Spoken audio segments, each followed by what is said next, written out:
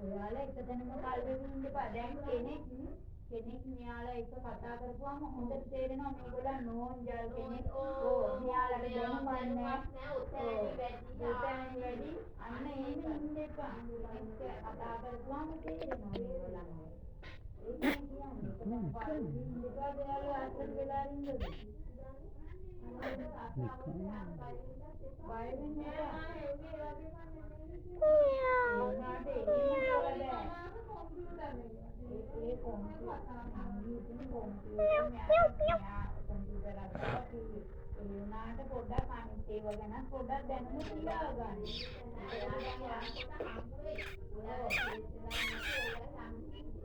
එපා නිකන් අර අම්මා කැමති නෑ වැඩි.